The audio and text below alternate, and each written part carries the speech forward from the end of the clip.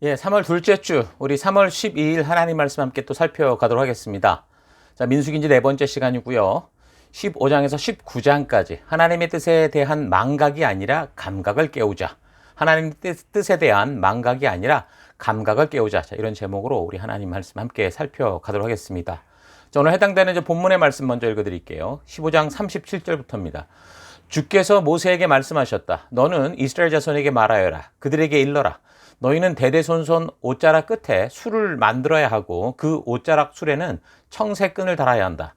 너희는 이 술을 볼 수 있게 달도록 하여라. 그래야만 너희는 주의 모든 명령을 기억하고 그것들을 실천할 것이다. 그래야만 너희는 마음 내키는 대로 따라가거나 너희 눈에 좋은 대로 따라가지 아니할 것이고 스스로 색욕에 빠지는 일이 없을 것이다.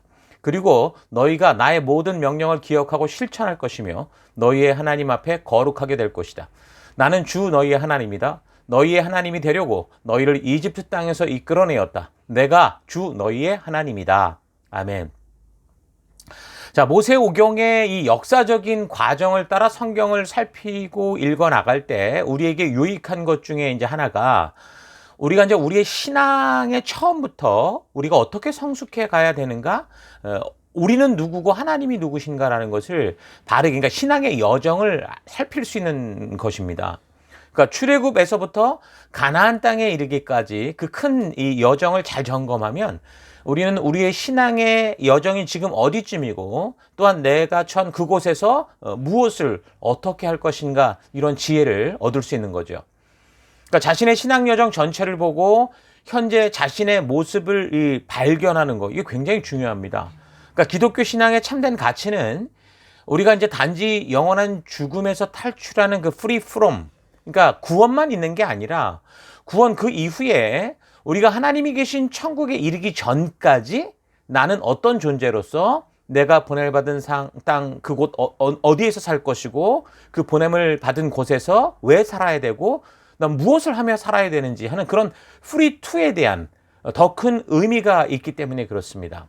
그래서 이 영적인 이 지도를 전체 여정을 아는 성도들은, 그래서 나의 현 상태를 아는 사람들은 어디에서 살든지 그 하나님이 주신 분명한 부르심을 알기 때문에 비전이나 사명, 목표 없이 뭐 방황하지 않고 바른 길을 갈 수 있게 되는 거죠. 그래서 영적 지도가 굉장히 중요한데, 그러면 영적 지도란 뭘까요? 그건 바로 하나님께서 우리에게 말씀해 주신 성경입니다. 그래서 사탄은 성도들이 하나님의 말씀을 진지하게 자꾸 만나게 되는 것을 방해하죠. 그러니까 말씀을 통해 자신을 진단하고 바르게 발견하는 것에 관심 없게 만들고 말씀이 들리기 시작하면 그때 이제 오해하게 만드는 일들을 하죠.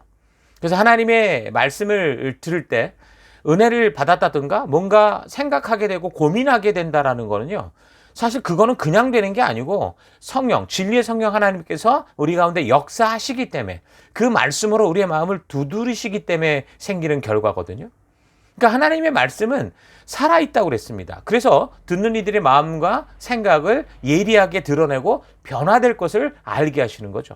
히브리서 4장 12절, 하나님의 말씀은 살아있고 활력이 있어 좌우의 날선 어떤 것보다도 예리하여 혼과 영과 및 관절과 골수를 찔러 쪼개기까지 하며 또 마음의 생각과 뜻을 판단하나니 지으신 것이 하나도 그 앞에 나타나지 않음이 없고 우리의 결산을 받으실 이의 눈앞에 만물이 벌거벗은 것 같이 드러나느니라. 그러니까 진리의 성령 하나님은 우리가 말씀을 들을 때 또 읽거나 묵상할 때 하나님의 그 뜻을 알고자 우리가 막 나아가고자 할 때 그 사람들의 그 마음 속에 그 말씀으로 자신을 보게 하고 하나님의 온전한 뜻을 깨닫게 하시는 그런 일을 행하시는 겁니다. 요한복음 14장 20절 뭐라고 말합니까? 보혜사 곧 아버지께서 내 이름으로 보내실 성령, 그가 너희에게 모든 것을 가르치고 내가 너희에게 말한 모든 것을 생각나게 하시리라.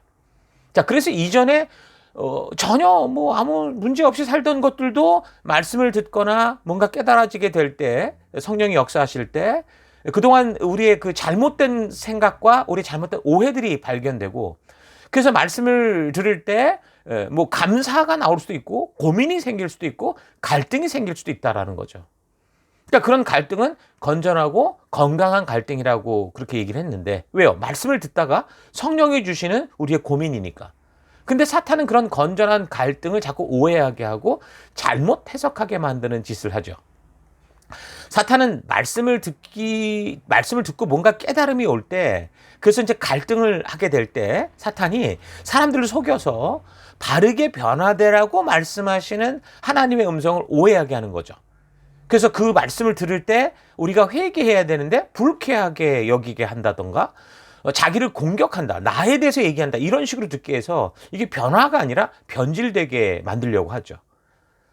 하나님께서 강단을 통해 또 지체를 통해 여러 경로를 통해서 말씀을 성령께서 깨닫게 하실 때 듣는 말씀을 그 말씀대로 순종함으로 삶이 우리가 변질되는 게 아니라 진정한 변화되는 그런 축복 속으로 여러분 나아가는 우리가 될 수 있기를 바랍니다. 자, 그래서 우리 지난주에 우리는 드디어 이제 시내산에서 준비를 다 마치고 가나안 땅으로 나아가서 하나님의 왕 같은 제사장으로 살아갈 수 있는 그 출발이 시작이 됐고, 그래서 불과 뭐 한두 달 되지 않은 때에 뭐 가나안 그 국경에 이제 도착을 한 것까지 봤습니다. 그리고 그곳에서 정탐꾼을 보냈었는데 이게 좀 좋지 않은 사건이 돼서 이 꼬여서 광야로 결국은 다시 되돌아 나오게 됐고, 그리고 이제 어쨌든 40여 년의 방황이 시작되는 이스라엘의 이 민수기 여정, 이스라엘 초기 여정을 살폈습니다. 자, 시내산을 출발하여 가데스 바네에 이르는 그렇게 길지 않은 여정에서 지금 하나님은 지금 감정 따라 즉흥적으로 움직이시고 막 그렇게 뭐 기분에 따라 움직이는 하나님이 아니라 언제나 변함없이 이미 당신이 우리에게 약속하신 그 약속을 따라 공의롭게 지금 행하시는데도 불구하고 시내산 이후에 이제 그 여정에서는 시내산 이전과는 좀 다르게 그 백성들을 징계하는 그런 일들이 이제 나타나는 걸 볼 수 있습니다. 자, 그 이유는 저들이 이제 불평불만의 그 뿌리에 삶에서 정말 스스로 해결할 수 없는 그런 어려움 때문에 투덜거리는 게 아니라 결국은 내가 원하고 하고 싶은 욕심, 탐심이 있어서 하나님의 뜻을 외면하고 자기의 욕심을 고집하는 것 때문에 이런 일들이 생기는 걸 볼 수 있다고 그랬죠. 그러니까 불평불만이라는 것은 완전히 절망적인 상황에서 나오는 게 아닙니다. 불편한 상황에서 나오는 거죠.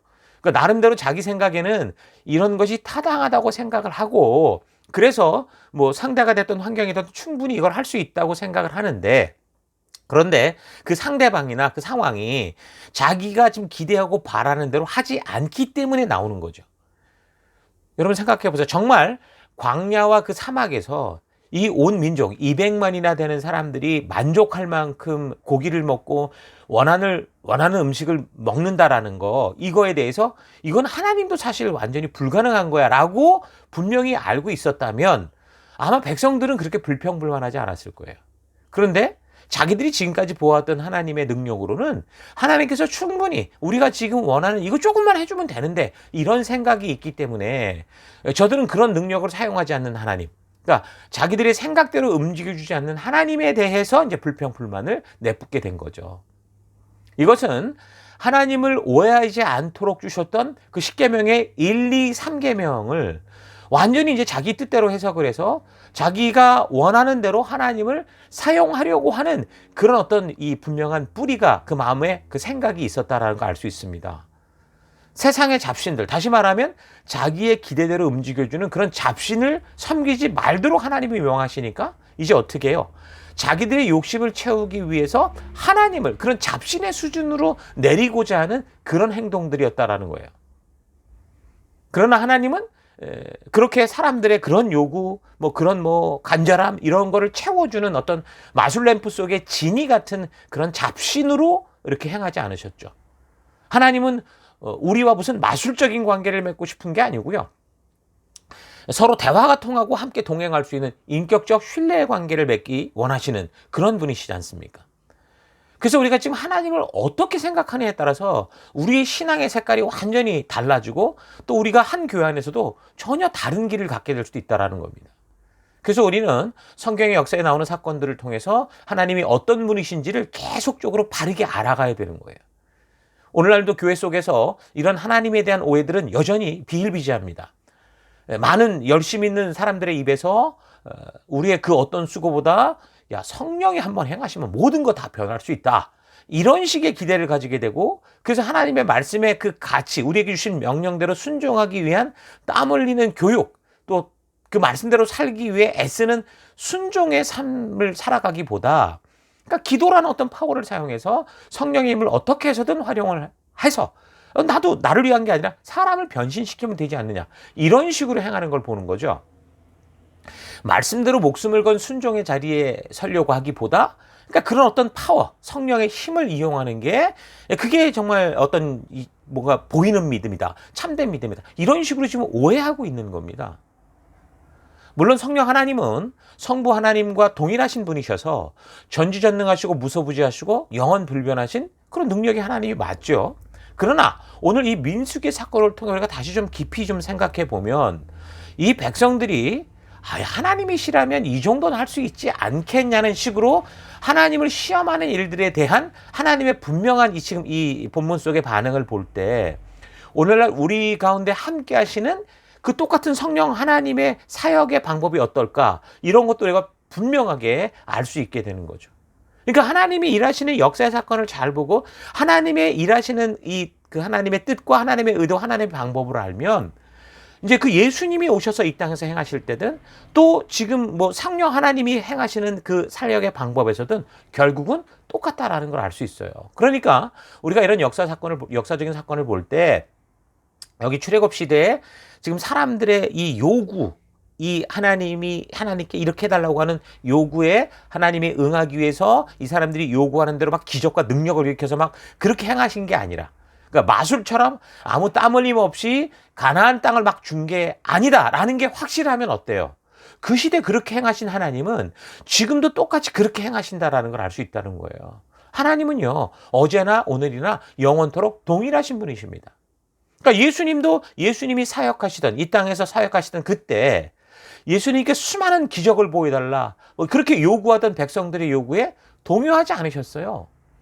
오직 요나의 기적, 다시 말하면 십자가의 죽음, 그러니까 하나님의 뜻대로 온전히 순종하는 것만이 온전한 하나님이 인도하시는 길이다라는 것을 아셨고, 그래서 그 사람들의 요구에 그런 능력으로 당신이 행함으로 인기를 이룰 수 있는, 저들에게 어떤 인기인이 되고 마법사가 되는 게 아니라, 예수님은 그래서 십자가의 길, 하나님이 당신을 이 땅에 보내셔야 했던 그 이유, 그러나 결국에는 우리에게 생명의, 그런 영원한 생명을 주는 그 고통의 길을 묵묵히 걸으신 거죠. 순종하신 거죠.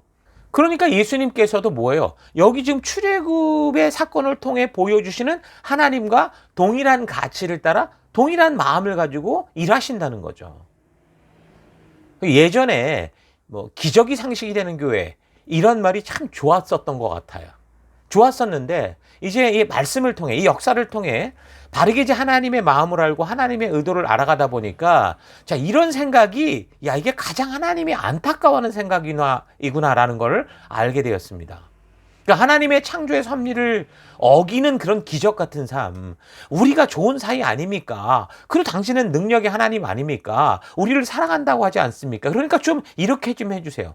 원래 하나님이 창조한 그 하나님의 법칙을 어겨서라도 우리에게 뭔가를 원하는, 그걸 행해 주기를 바라는 기적 같은 삶보다, 하나님께서 가장 우리에게 적합해서 주신 우리의 평범한 삶 속에서 하나님의 그 신실하심을 믿고 말씀 따라 믿음으로 살아가는 것, 비록 눈에 보이는 환경 속에 아무런 증거가 보이지 않는 것 같아도 그 믿음의 길이 뭐예요? 진정한 성도의 길이고 큰 축복된 길이라는 걸 우리가 성경을 통해 분명히 알 수 있는 거예요. 그래서 기적이 상식이 되는 교회를 꿈꾸는 게 아니라 순종이 상식이 되는 교회가 건강한 교회고, 성도들이 추구할 바여 나아갈 바다라는 거 우리가 기억해야 됩니다.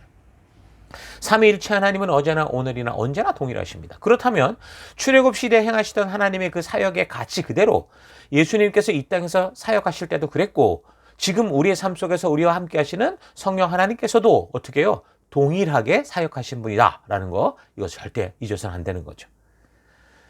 이 민수기에서 백성들이 왜 불평불만을 하는지, 그런 모습에 또 하나님께서 어떻게 반응하시는가, 이걸 좀 잘 분별해야 신약의 예수님의 말씀과 그 하나님의 예수님이 말씀하시는 그 말씀을 통한 의도, 그리고 하나님이 예수님이 행하셨던 행함의 의도를 바르게 볼 수 있고, 또한 우리가 살아가는 이 시대에 성령 하나님의 역사와 성령 하나님이 어떻게 능력을 행하실 것인가, 무슨 일을 행하실 것인가, 이런 것들을 온전하게 볼 수 있게 되는 겁니다. 자, 어찌됐든 그래서 이제 11장 10에서 14장을 보면 이런 불평불만으로 하나님께서 이제 약속하신 가나안 땅에 들어가지 못하게 된 백성들을 광야로 이제 되돌아 나오게 하시는데, 그리고 약 38년 동안 출애굽을 하던 그 20세 이상의 그 모든 사람들이 죽기까지 결국은 광야에서 유랑 생활하는 역사로 흘러가는 걸 볼 수 있습니다. 자, 그래서 15장에서 19장까지 이게 짧은 5장 안에 보면 광야 방황 생활에 관련된 약 38년 정도의 그런 세월이 담겨 있는 거죠. 그 구체적인 일정과 그 사건에 대해서는 언제 이런 게 벌어졌다, 이런 얘기는 언급은 없지만 분명히 광야 방황 그 생활이라는 건 확실하고, 그 광야 방황 생활 동안 무엇을 했는가라는 건 분명하게 그 내용을 통해 알 수 있습니다. 첫째는 뭡니까? 15장을 보면 하나님과의 관계 재점검을 한 거죠. 그러니까 하나님은 15장에서 지금 하나님께서 이미 레위기를 통해 말씀해 주셨던 그 하나님과의 온전한 관계를 위해 세웠던 그 말씀을 다시 반복해서 말씀해 주는 걸 볼 수 있습니다. 그러니까 뭔가가 잘못되고 일이 꼬일 때, 그러니까 지금처럼 분명히 뜻과 의도를 가지고 가나안에 왔는데 뭔가 완전히 잘못될 때는 어떻게 됩니까? 처음으로 다시 되돌아가야 되는 거예요. 그 처음부터 다시 시작을 해야 되는 겁니다. 그러니까 본문 15장에서 19장의 기록은 그렇게 출애굽 제2년 이후부터 출애굽 제39년 사이, 그러니까 거의 40년, 그러니까 38에서 40년 동안의 광야 여정과 그때 이제 계시된 말씀들로서 정확히 이제 언제인지 알 수 없어도 11장, 14장 사건 바로 뒤에 나오는 것은 11장에서 14장의 큰 사건을 통해 이제 교훈을 얻게 하고 알게 하고자 했던 그 의도와 연결된다고 볼 수 있습니다. 그래서 15장에선 희생제사에 대한 규정을 언급하거든요. 그러니까 2절을 참고하면 너희가 가나안 땅에 들어가거든 이걸 잊지 말아라 라고 말씀하시는데, 그 희생제사와 속죄제사에 대해서, 그리고 뭐 안식일 규정, 이런 거에 대해서 말씀하시는 걸 봐요. 그러니까 하나님의 법도와 규례를 잊지 않게 하는 말씀을 반복하시는 거죠. 여러분, 제사제도 우리 레위기를 통해 배웠던 것처럼 그 의도가 뭐였습니까? 하나님과의 온전한 관계를 위한 거죠. 건강한 관계를 위한 것이었습니다. 그러니까 하나님은 이 백성들과 처음 언약을 맺을 때부터 그 10계명의 첫 계명부터 하나님을 오해하지 않는 온전한 관계의 중요성에 대해서 강조를 하신 거고, 그래서 하나님을 자기 생각대로 우상화하지 않고 하나님께서 계시하여, 스스로 계시하여 알게 하신 그 말씀대로 믿고 그 하나님과 인격적 관계로 나아갈 수 있도록 하시는 겁니다. 그런 바른 관계로의 회복이 바로 레위기의 처음에 나오는 예배, 그 제사제도였어요. 자, 그래서 지금 이 가나안 정복에 처음 실패를 했던 그 원인도 결국 뭡니까? 하나님을 온전한 하나님으로 믿는 게 아니라 결국은 하나님을 세상의 잡신, 그러니까 우상으로 오해한 거죠. 그래서 우리의 창조주시여 온 땅의 주관자 되시다라는 걸 잊지 않도록, 그래서 이 땅에서 거룩한 제사장 나라가 되어 살기로 명령받았던 그 하나님의 간절한 의도를 잊지 않기 원하셔서, 그래서 하나님이 그 관계 속에 부르셨던 그걸 기억나게 하시는 거예요. 그래서 하나님께서 그런 일을 계기로 다시 이 백성들에게 이미 시내산에서 다 가르치셨던 것을 반복해서 되새겨 주시는 겁니다. 하나님께서 희생제사를 언급하시는 때는 이게 언제냐면 하나님과의 그 바른 인격적 관계가 회복돼야 되는 그 회복의 필요성이 있을 때 이런 얘기를 하시는 거예요. 그 제사는 늘 죄를 씻는 것, 회개로부터 시작이 되잖아요. 이거는 이미 뭐라는 거예요? 자기 고집, 자기 생각대로 살아가는 그런 자기의 욕심과 죄가 가득해서 지금 하나님을 자신들의 생각대로 움직이는 그런 어떤 우상으로 만들었고 오해했고, 결국 하나님의 진심을 볼 수 없는 상태가 되었기에 하나님은 다시 우리를 예배로, 제사로 부르시는 거예요. 그래서 우리는 이 예배를 통해서 하나님의 말씀을 바르게 듣고 배워서 하나님이 누구신지를 바르게 알고 좀 우리의 고집과 습관과 잘못된 생각들을 깨뜨리고 버려야 되는 거예요. 하나님의 우리에게 말씀하신 그 바른 하나님의 말씀의 다림줄에 온전하게 서야 되는 거죠. 그래서 말씀을 읽고 듣고 묵상할 때 갈등이 일어나야 되는 거고, 우리가 틀렸다면 갈등이 일어나야 되는 거고, 그 갈등을 통해 하나님의 뜻을 바르게 찾아서 하나님의 진심을 만나서 내 생각대로 하나님을 왜곡하거나 하나님의 말씀을 변질시키거나 자기 편한 대로 받아들였던 이런 것들을 이거 다 회개하고 버려야 되는 거예요. 그래서 말씀대로 내가 깎이는 거, 토기장이 되신 하나님이 나를 깎아주시고 만드시고 빚으시는 거, 그게 제사고 그게 예배라는 거죠. 그래서 하나님은 바로 이런 하나님의 마음을 잊지 않기를 원하십니다. 그래서 이제 15장에서 이스라엘 백성들에게 하나님의 이런 진심을 기억할 수 있는 한 방법으로 어떤 명령을 주시는데 37절부터 보면 오늘날 이걸 치치트라고 부르는데요. 그러니까 겉옷에 내 가장자리에 옷술을 만들어서 그 옷술에 자줏빛 끈을 달게 하셨습니다. 그러니까 그걸 만든 이유는 15장 39절 뭐라고 그러냐면 그 달린 술을 볼 때마다 너희와 너희 후손들이 나 여호와가 너희에게 지키라고 내려준 규정을 생각하고 지키게 하려는 것이다 이렇게 말하죠. 40절 너희 겉옷 가장자리에 술과 자주비 끈을 매달면 내가 너희에게 내려준 규정이 생각나 나 여호와께서 떠나지 않고 내 규정을 지켜 내 앞에서 거룩하게 살아갈 것이다 이렇게 말합니다.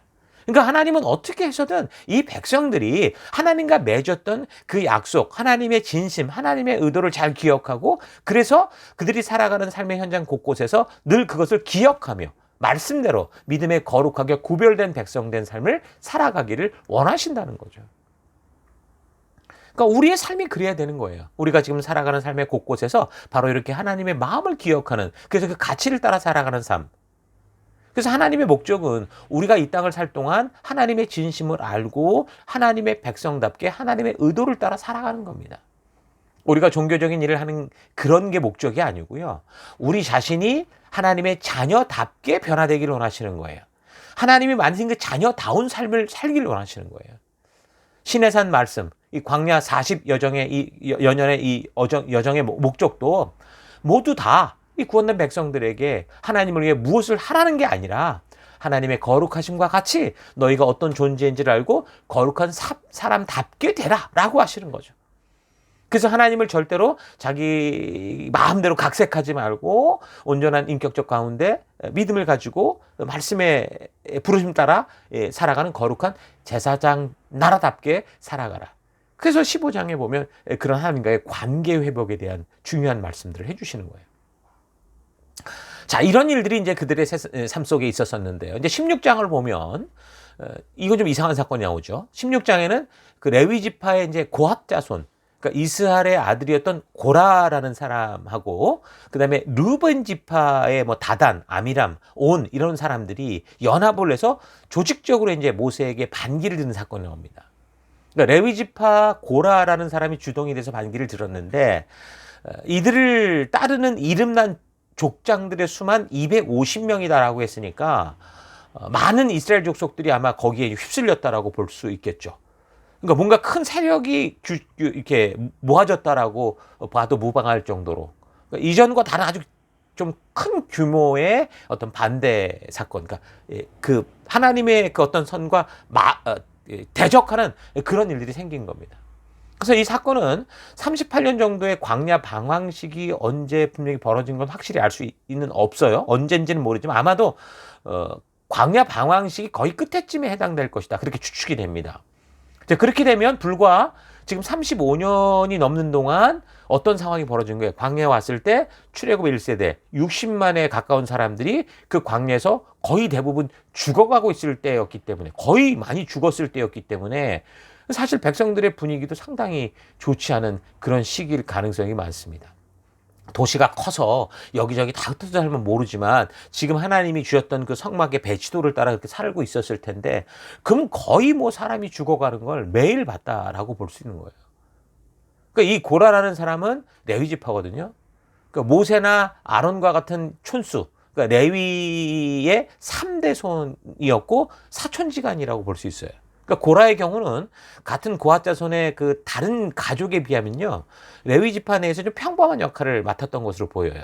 그러니까 고핫 집안의 족장이었던 엘리사반 같은 경우는요 고라 집안보다 사실 나이가 어렸다고 볼 수 있어요. 그 아버지가 나이가 어렸다고도 볼 수 있는데 오히려 족장이 됐고 모세의 경우 형이었던 아론 같은 경우는 대제사장의 역할을 하잖아요. 그러니까 자기 집안만 결국 이 고라 집안만 그런 중요한 역할이 없었다라는 거죠. 그래서 아마도 그런 불만들이 아마 밑에 깔려 있던 거로 보이는데, 르우벤 지파 같은 경우도 이 다단이나 아미람 같은 경우도 비슷한 상황이죠. 왜냐하면 고라와 비슷한 공감대를 형성할 수 있었던 게, 르우벤 같은 경우도 원래 실제 장남 집안이었죠. 원래 원조 태어난 장남이었습니다. 근데 이 르우벤이 아버지 그 야곱의 침상을 더럽혔단 말이에요. 그래서 이제 장남의 권한이 없어진 거잖아요. 근데 이제 자손들이 볼 때는 어쨌든 우리는 첫째 자녀들인데 왜 우리는 이렇게 뭐 중요한 역할도 하지 못하고 뭐 미비하게 살아야 되냐, 이런 생각이 있었을 거라는 거죠. 그러니까 조상의 실수로 인해서 그 후손들까지 그런 영향이 미쳐진다고 생각을 하니까 분명히 장남의 혈통으로서 뭔가 중요한 역할을 해야 되는데 지금 너무도 미약한 삶을 살고 있다, 그렇게 불만을 가질 수 있으실 거라는 겁니다. 자, 그러던 차에 레위 지파의 고라가 그런 같은 공감대를 건드리는 거죠. 그러니까 거기에 이제 함께 협력하고 함께 이제 동조했다라고 볼 수 있습니다. 거기에다가 가나안을 지금 코앞에 두고 35년 넘게 방황을 하는 동안 60만 가까운 사람들이 이제 하루에 죽었다고, 하루에 적어도 한 40명, 50명 이상은 죽어갔다고 평균 이렇게 볼 수 있는데, 그런 현실 속에서 비록 자신들의 불신으로 인한 40년의 징계였지만 결국은 이제 그 역사를 잊은 거죠. 그래서 지금 30년이 넘게 시간이 흘렀는데도 결국은 지금 가나안 땅 간다고 해놓고 가나안 땅 가기는커녕 모세가 농사 지을 땅도 안 줘, 포도밭을 뭐 지을 만한 그런 땅도 없어. 그 약속의 땅이 없는데도 계속 곧 갈 거다, 곧 갈 거다 하면서 우리를 속이고 있는 거 아니냐. 자, 이렇게 하면서 결국에는 하나님을 은근히 원망하고 불만스러워하던 그런 현실에 불만족스러워하던 족장들을 한 250명 규합해서 결국 반기를 든 게 된 거죠. 이제 광야 40년 생활에 대한 분명한 기간은 모세가 이렇게 질질 끈 게 아니에요. 하나님의 그 분명한 말씀이셨죠.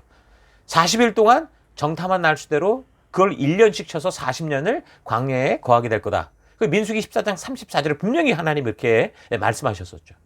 그러니까 모세가 일부러 시간을 질질 끌면서 가나안 땅에 들어가지 않으려고 거짓말을 하고 있는 게 아니라, 모세는 지금 믿음의 길을 걸었음에도 불구하고 이 불순종하는 백성들로 말미암아 그 대가를 함께 치르고 있는 중이었죠.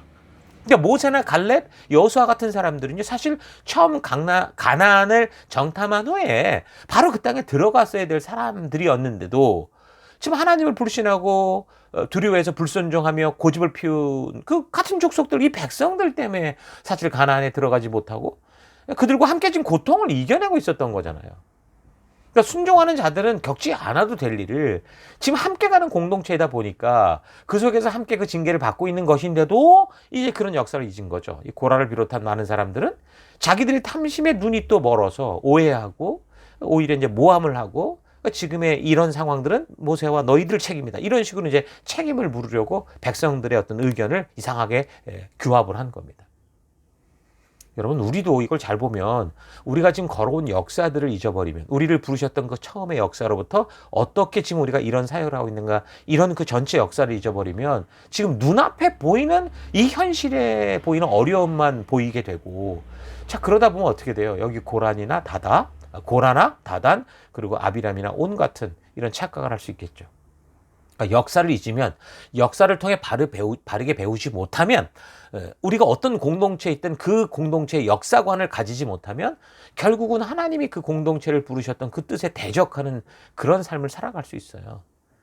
지금까지 살핀 역사를 한번 되돌아보세요. 민수기 33장을 참고할 때 시내산을 떠난 후 적어도 20군데 장소는 진을 치면서 왔으니까 시내산에서 가데스바네아에 도착하기까지 적어도 어쨌든 20일 이상은 걸렸을 거고, 그리고 중간중간 몇 가지 큰 사건 사고가 있었기 때문에 더 지체됐을 거다라고 생각을 해보면, 일단 가장 빨리 잡으면 시내산을 떠난 지 한 1, 2개월 정도의 시간이 흘러서 가데스바네아에 도착했다라고 볼 수 있는데, 또 어떤 사람들은 이거보다 더 긴 한 10개월의 시간이 걸렸을 수도 있다, 이렇게도 얘기를 해요. 어쨌든 그렇게 왔고, 그리고 40일을 정탐을 했잖아요. 13장의 내용이고, 그리고 이제 그 후에 결국에는 불순종 때문에 다시 광야로 되돌아 나오죠. 그게 14장 얘기였단 말이에요.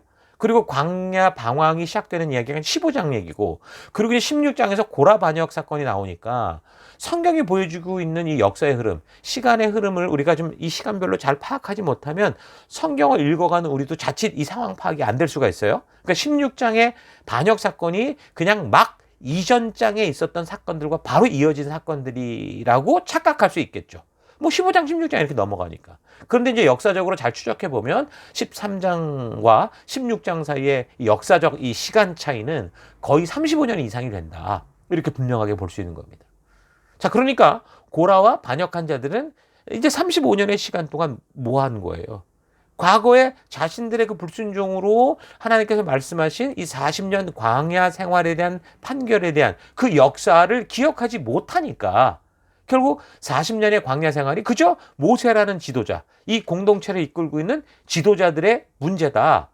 그렇게 이제 지도자가 이제 자기의 역할을 지키기 위해 자기의 어떤 이 리더라는 어떤 역할을 그런 이 포지션을 지키기 위해 백성도 속이고 거짓말하고 있는 거 아니야. 이런 식으로 사실은 자신들이 전부터 가지고 있던 불만의 뿌리였겠죠. 항상 뭔가 마음에 들지 않았던, 왠지 우리 집안에는 뭔가 중요한 역할이 없는 것 같은 그런 거. 거기에 이제 뿌리를 두고 광야 방황 생활을 35년 이상 하면서 하나님의 뜻대로 바르게 서고자 애쓰는 이 백성들을 바르게 나아가고자 하는 그 이 길로 나아가는 게 아니라 선동을 했다라고 볼 수 있는 겁니다. 그럼 망각이라는 건요, 사실 하나님이 우리에게 주신 축복입니다. 우리가 모든 걸 다 기억하면 우리는 금방 미칠 수도 있어요. 그러니까 망각이라는 것은 그래서 우리 삶에 굉장히 도움이 되기도 해요. 그런데 잊지 말아야 되는 걸 잊을 때 이건 재앙이 된다는 거죠. 하나님의 말씀 속에는 우리가 망각하지 말아야 될 그런 사건과 역사가 지금 기록되어 있습니다. 그래서 우리는 항상 이 말씀을 옆에 두고 읽고 묵상하는 삶을 살아가야 되는 거예요. 이 성경 말씀은 하나님께서 우리의 삶이 방황하는 삶이 되지 않고 하나님이 약속한 축복된 길을 걷도록 할 수 있도록 하기 위해서, 그래서 이제 역사적으로 벌어졌던 많은 실패와 같은 사건들을 기록하게 하셔서 그 후대들이 읽을 때 이런 역사적 사건을 잊지 않고 교훈을 바르게 얻어서 하나님이 인도하시는 축복의 길, 행복의 길을 걸을 수 있도록 그렇게 하신 거잖아요. 이게 말씀이잖아요. 그래서 그 말씀이 지금 기록되어져서 그 출애굽 이후 3000년이 지난 시간이 지금 오늘 우리가 살아가는 이 시간인데, 이 시대에도 우리가 지금 이 사건을 그대로 듣고 보고 배우고 있는 거 아닙니까? 그래서 하나님께서는 이 하나님의 이 적혀진 말씀을, 기록된 말씀을 성경 곳곳에서 그 백성들에게 소중히 여기도록 그렇게 명하시죠. 특별히 이제 그 시대 지도자들, 왕이나 지도자들에게 꼭 이 말씀을 하셔요. 항상 옆에 들고 읽고 묵상하게 해서 이 역사를 잊지 말라는 거예요. 이 역사를 잊지 말고 주의 곁을 떠나지 않는 그런 지혜를 얻어라. 그렇게 명하시는 겁니다. 종교의 규칙을 배우라는 게 아니라 이런 역사를 알라고 이 책을 항상 옆에 두라고 말씀하신 거예요. 신명기 17장 18절. 그가 왕위에 오르거든 그는 레위인 제사장 앞에 있는 이 율법의 사본을 두루마리에 써서 평생 자기 옆에 두고 그것을 읽으면서 여호와 자기의 하나님 경외하기를 배우며 이 율법의 모든 말씀과 규례를 지켜 행해야 된다. 그러니까 역사를 잊지 않는 성도가 돼야 된다 그 말입니다. 역사를 잊은 민족에게는 미래가 없다는 말 있잖아요. 역사를 망각한 국민들이 살아가는 그 나라에는 더 이상의 미래가 없어요. 교회와 성도가 똑같습니다. 하나님이 이루어오신 이 역사를 통해 바른 성경적 역사관을 가지지 못하면 당장 눈에 보이고 느끼는 것들, 신비한 것들을 추구하고 빠른 길을 추구하는 쪽으로 다 기울어질 수밖에 없는 거죠. 고라를 중심으로 해서 반기를 사람들이 주장하는 말들은 그 고생스러운 35년이 넘는 광야 방황, 그 현실만 보면 사실 맞는 얘기처럼 보여요. 그러나 우리는 오늘 우리의 삶 안에서 벌어지는 일들을 성경의 역사 속에서 확인할 수 있어야 돼요. 왜 우리가 오늘 이 일을 이렇게 하고 있는가? 그 처음의 시작, 그 역사의 시작을 알아야, 그 약속과 언약을 알아야 오늘을 바르게 이해할 수 있는 거예요. 그렇게 걸어왔던 역사의 과정을 살필 수 있어야 되는 거예요. 그래서 우리가 하나님께서 과거에 우리를 부르신 길이 아니라는 걸 확실하게 확인이 된다면 우리는 빨리 그 길을 벗어나야 돼요. 그 바른 길로 가야 되지만 그렇지 않고 오늘 지금 걷는 이 길, 이 광야가 고생스럽고 어려운 길이라고 해도 하나님이 이미 명하셨고 그 길을 가게 하신 길이고 이 상황을 통해 우리에게 분명히 말씀하시고 교육하게 하신, 우리가 배우게 하신 게 있다고 한다면 우리는 목숨을 걸고서라도 이걸 끝까지 지키고 하나님이 우리에게 알게 하시는 것들을 마음에 품는 시간을 가져야 되는 거죠. 그러니까 성경의 역사도 이런 역사도 모르고 성경의 역사 의식이 없는 성도들은 당장 현실밖에 보이질 않는 거예요. 현실의 불편함 때문에 자신이 막 느끼는 대로 막 욕심 따라가는 실수. 그러니까 기도도 계속 그 현실에 대한 어떤 불편함을 하나님이 빨리 해결해내라라는 식으로밖에 기도가 되지 않죠. 내 삶의 작은 일 하나라도 이것이 하나님의 역사 속에 어떤 약속과 어떤 연관이 있는가, 내가 지금 이 시대를 이렇게 걸어가고 있는 이 이유가 뭔가라는 걸 우리가 바르게 알고 온전히 깨달을 수 있어야, 그래야 지금 우리가 걷는 이곳이 사망의 음침한 골짜기 같은 곳이라고 하더라도 우리는 끝까지 믿음 따라 하나님과 동행하는 삶을 살아갈 수 있다는 거, 여러분 잊지 않았으면 좋겠습니다.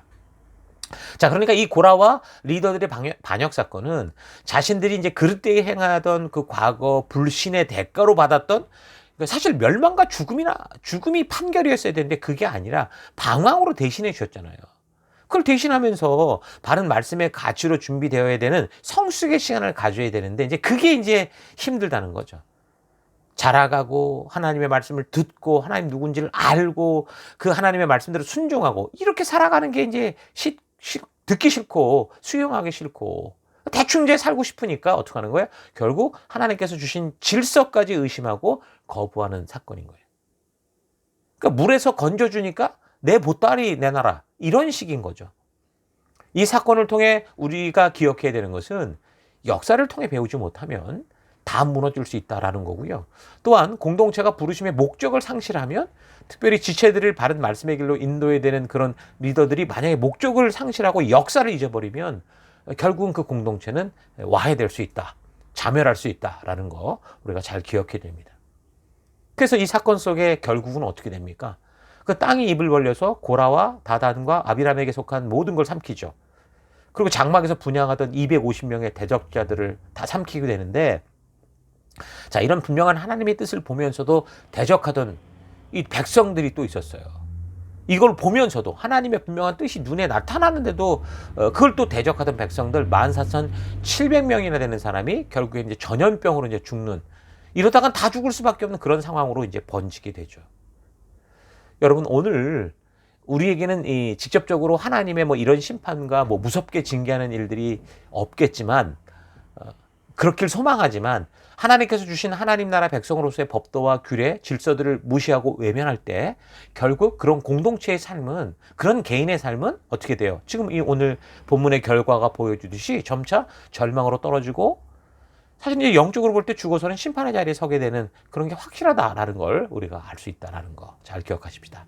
자, 정리를 하면 11장에서 14장에서 백성들이 그런 가치를 좀 잃어갔기 때문에 15장을 보면 그런 질서를 이제 다시 세워주시는 그런 걸 볼 수 있고요.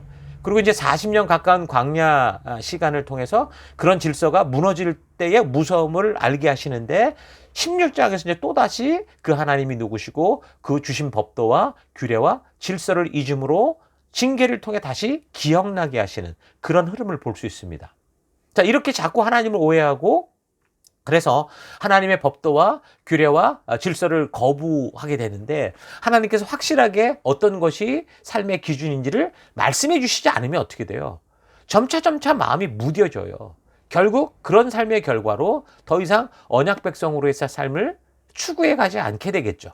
자기의 욕심과 탐욕대로 사는 세상, 그러니까 교회에서도 결국 욕심을 따르는 우상숭배와 같은 그런 삶들을 살아가게 되는 일로 벌어지게 되는 거예요. 그래서 16장에서 벌어졌던 이런 일 이후에 하나님께서는 다시 하나님이 주셨던 법도와 규례, 그 공동체 질서들을 정확하게 확인을 시켜주십니다. 그리고 이제 17장에서 19장 결국은 그런 실패를 통해 말씀의 가치로 확고하게 서게 하는 이런 흐름을 우리가 이제 민수기 11장부터 이제 이후로 이제 볼 수 있는 겁니다.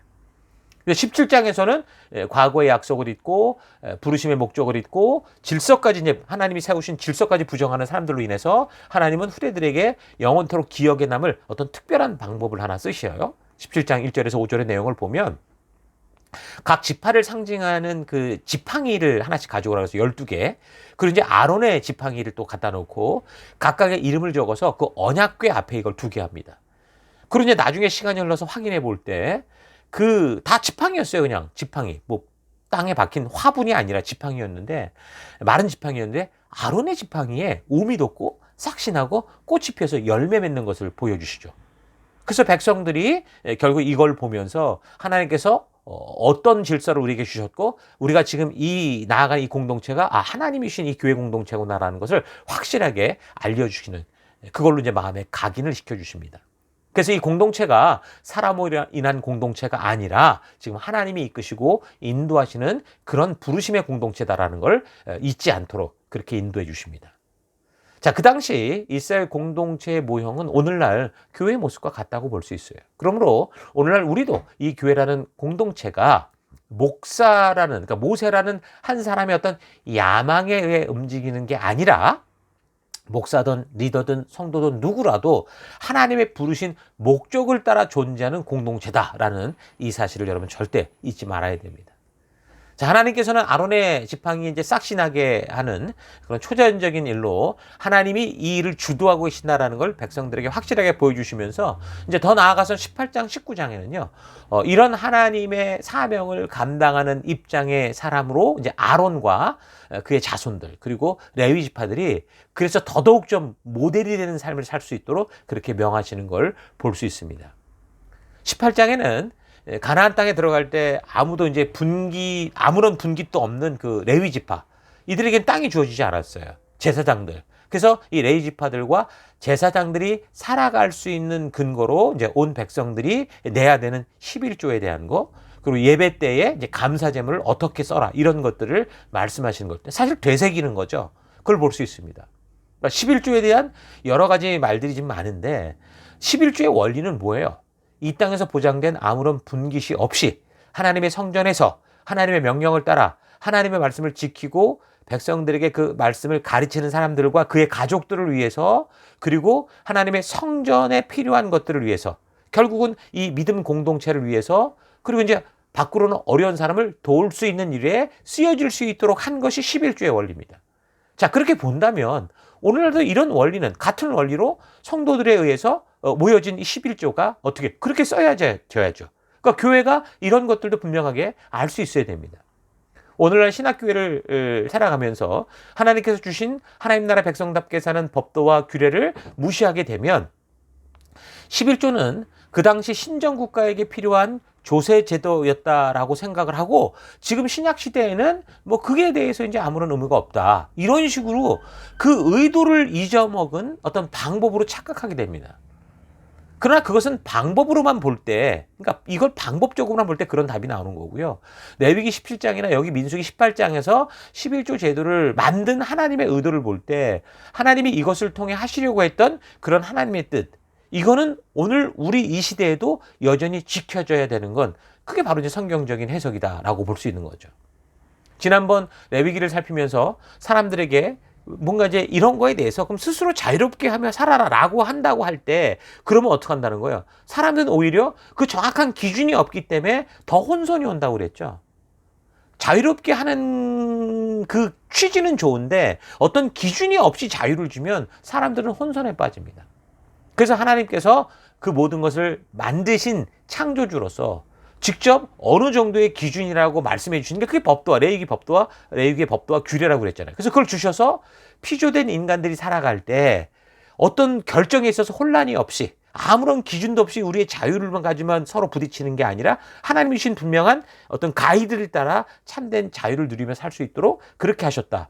그게 지금 레위기를 통해서 우리에게 주신 법도와 규례의 의미다라고 얘기를 했었죠. 자, 그런데 어떤 교회 사역자들은 그럼에도 불구하고 11조나 헌금에 대해서 이제는 뭐 자유해도 된다, 이런 식으로 말하는 경우가 있는데, 근데 그런 분들의 설교를 잘 들어보면 무슨 자유가 있는 것처럼 말을 하지만 결국은 11조는 아니어도 더한 걸 내야 되지 않느냐, 이런 식으로 자꾸 마음에 부담을 주게 되죠. 그래서 기준을 잃어버리게 만들어버려요. 그러다 보면 결국 하나님 주셨던 기준 자체를 다들 그냥 이거 아니야라고 그 법을 깨버리고 나니까 서로 눈치 보면서 혼란에 빠지게 되고, 혼란에 빠지는 것은 좋은 방향으로 가지 않죠. 이런 결과를 볼 수 있는 겁니다. 그래서 성경의 원리를 그래서 잘 묵상해보고 하나님께서 왜 이런 제도를 주셨는지 그 의미를 바르게 알아야, 그래서 오늘을 살아가는 우리도 비록 그때로부터 3000년 뒤를 살아가지만 여전히 살아계신 동일하신 하나님의 뜻이 바로 우리를 통해, 나를 통해, 우리 교회를 통해 이 땅에서 바르게 이루어지는 그런 삶을 살아갈 수 있는 겁니다. 자, 모델이 되는 삶, 그래서 빛된 삶은 오늘날 구원된 성도들에게도 똑같이 요구되는 명령이죠. 사실 명령이라고 말하기보다 하나님의 말씀대로 살아가는 축복을 먼저 순종을 통해 누려봐라, 경험해라 라고 하는 하나님의 권고라고 할 수 있습니다. 예수를 믿노라는 성도들이 먼저 말씀대로 순종을 할 때 하나님 주시는 그 놀라운 축복을 경험으로, 열매로 맛보지 못하면 어떻게 돼요? 그러면 그다음부터는 우리가 흔들릴 수밖에 없는 거예요. 어떻게 이런 위험한 세상 속에서 믿음대로 살면 목숨을 잃을지도 모른다는 그런 생각 속에 있는 사람들에게 하나님의 길을 걸을 때 이런 기쁨이 있어, 함께 와, 이런 걸 어떻게 우리가 전하고 말할 수 있겠습니까? 그래서 성도의 사명은 용기 있게 말씀대로 순종의 삶으로, 그래서 하나님이 약속했던 그 축복을 누리는 거예요. 그러니까 우리가 성도가 살아가는 것은 누리는 거라고요. 순종을 통해. 근데 그렇게 살다 보면 그 누림을 통해 그게 참된 전도가 되고, 그게 바로 그리스도의 향기가 되는 거죠. 그래서 어떤 종교적인 무슨 계명을 지키고 자기를 이렇게 막 구도자로 만들어 살아가는 그런 삶이 아니라, 내가 보냄을 받은 삶의 터 곳곳에서 하나님의 이런 약속을 기억하고 주의 말씀의 가치를 따라 순종하는 삶을 살아서, 그래서 하나님께서 이미 우리에게 약속하신 그 풍성한 삶을 우리가 누리는 거죠. 그것을 누리며 살아가는 거죠. 그게 바로 하나님이 부르신 소명의 삶이고 빛된 삶이고, 그게 바로 축복된 삶이라는 거예요. 그래서 우리 신앙의 터는요, 교회가 아니라 내 삶의 현장인 거예요. 그 순종의 현장이 바로 우리 신앙의 터고 하나님이 역사하시는 역사의 장소라는 거. 우리가 잘 기억했으면 좋겠습니다. 자, 여러분의 삶의 현장에서 그래서 뭔가 종교적인 열매를 만들려고 많이 쓰고 고민하고 그러지 마시고요. 그냥 하나님의 이 진심을, 하나님이 이 온전한 의도를 이 말씀을 통해 바르게 만나고 그 말씀대로 살아가는, 그 가치를 따라 살아가는 순종의 삶에 집중하는 여러분 되기를 바랍니다. 여러분, 그러면 하나님이 약속한 열매가 우리 삶 가운데 나타나게 돼 있죠. 그 열매의 기쁨을 아는 자가 즐거워하는 것 자체가 전도고 전도고, 그게 바로 우리가 하나님의 빛된 삶을 살아가는 거라는 거죠. 그래서 축복을 받고 치유를 받기 위한 게 그게 목적이 되지 말고, 내 쓸 것을 이미 아시고 무엇이 필요한지를 아셔서 나에게 이런 삶을 살도록 주신 하나님의 하나님 대신 먼저 신뢰하고, 그래서 그 말씀대로 살아가면 그런 하나님이 주신 축복과 치유의 열매로 우리가 더욱더 빛을 비추는 거룩한 삶을 살아갈 수 있게 될 겁니다. 성도의 사명은 보냄을 받은 삶 속에서 하나님 말씀대로, 그 말씀이 인도하는 길이 좁고 험한 길이라도 그 길을 기꺼이 살아가게 하는 그 삶이 바로 성도의 사명이고 교회의 사명이고, 그래서 그 길을 걸어갈 때 그 고생과 그 어려움과 그 땀 흘림 속에서 하나님이 약속했던 축복을 누리는 거, 그것을 통해 전하는 거, 치유가 나오고 그것을 통해 자유가 누려지고 그것을 통해 해방되는 이런 것들이 뭐예요? 진정한 하나님의 축복이다라는 거. 오늘 우리 역사를 통해 잘 기억했으면 좋겠습니다. 자, 그래서 18장, 19장은 하나님의 거룩한 백성답게 살아가는 거룩과 순결의 방법들을 계속해서 말씀해 주십니다. 그러니까 하나님께서 부정하다고 말씀하시는 것에 대해 그래서 민감한 삶, 그래서 하나님께서 말씀하신 방법과 의도대로 다시 회복하기 위해서 우리가 회개하고 정결된 삶을 살아가는 것이 성도의 삶이다. 이게 우리의 부름받은 우리의 터다. 그래서 우리가 예배로 모인다. 우리가 그래서 이 제사 가운데 나아간다는 거 잊지 마시고, 이제 시작되는 또 우리 한 주간, 우리에게 주어진 이 한 주간도 우리 부르신 하나님의 이 말씀 그대로 하나님의 의도를 따라 살아갈 것을 결단하고 순종하며 나아가는 우리가 됐으면 좋겠습니다. 자, 그래서 오늘 우리에게 주시는 이 실패의 역사들을 통해 우리는 하나님의 뜻이 무엇인지 온전히 알고, 그래서 그 기쁨으로 우리가 더욱더 하나님의 말씀의 가치를 따라 그렇게 걸어가는 그러한 주간 되기를 주의 이름으로 축원합니다.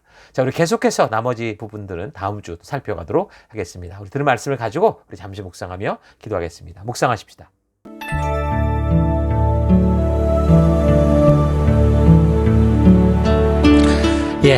성령 하나님께서는 우리 안에 거하시고 우리가 말씀을 들을 때 깨닫게 하시는 진리 하나님이십니다. 우리의 삶 속에서 우리가 가진 우리의 말씀의 이 기준을 따라 이 세상을 보게 하시고 모순을 보게 하시고 나아갈 바를 알게 하시는 하나님이시죠.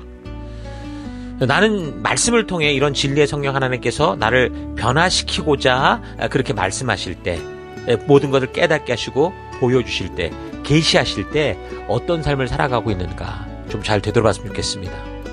그 하나님의 그 말씀을 오해하고 그렇게 또 이 잘못된 길을 가고 있는지, 아니면 그 말씀의 분명한 부르심을 알기에 말씀의 가치대로 땀 흘려 순종하는 길을 가는지 우리가 잘 되돌아봤으면 좋겠어요.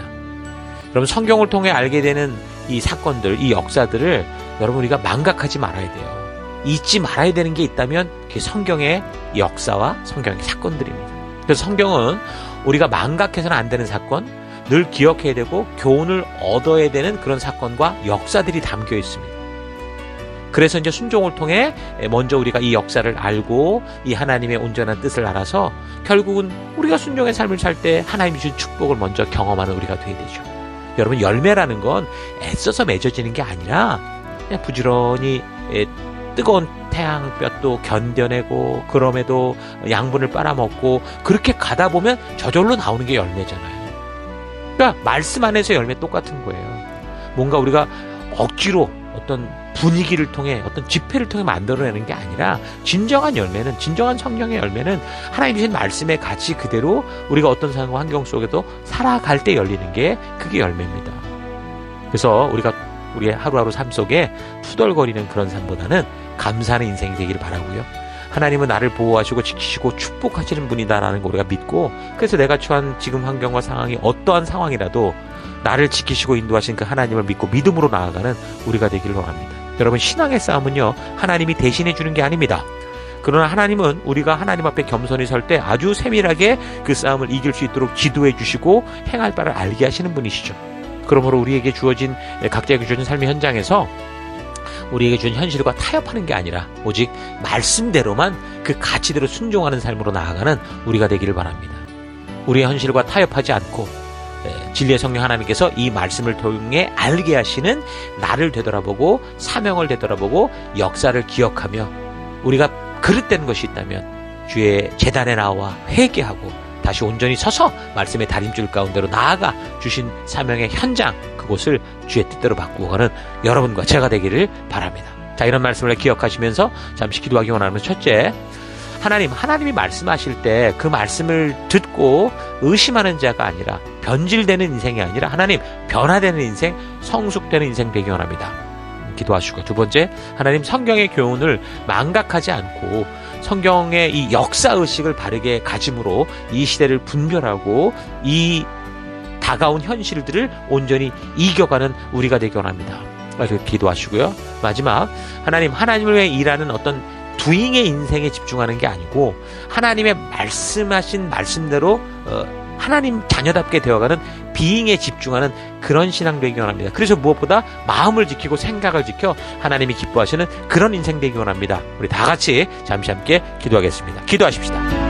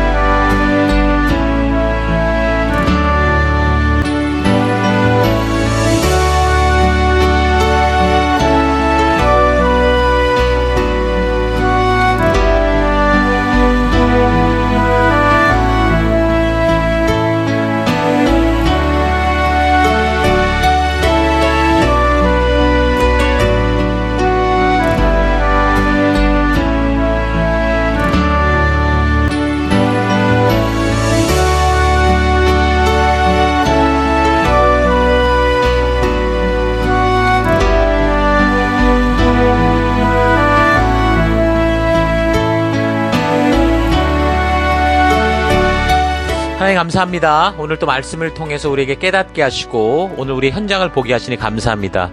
하나님 말씀하실 때 그 말씀 듣고 의심하며 변질되는 인생이 아니라 말씀대로 변화되는 인생, 순종함으로 성숙되는 인생 되기 원합니다. 성경의 교훈을 망각하지 않고 성경의 역사를 바르게 살피고 하나님의 역사를 기억함으로 진리의 성령 하나님이 주시는 이 역사관을 가지고 이 시대를 분별하는 인생 되게 하여 주옵소서. 하나님을 위해 일하겠다는 doing에 집중하는 종교적 신앙이 아니라 하나님의 말씀대로 하나님의 백성답게 변화되는 being에 집중하는 신앙 되기 원합니다. 그래서 무엇보다 마음을 지키고 생각을 지켜 하나님이 기뻐하시는 인생 나아가는 우리가 되길 원합니다. 이 한 주간도 그런 믿음의 길로 나아가는 우리로 이끄시고 인도하시는 하나님 감사드리고 예수님 이름으로 기도했습니다. 아멘.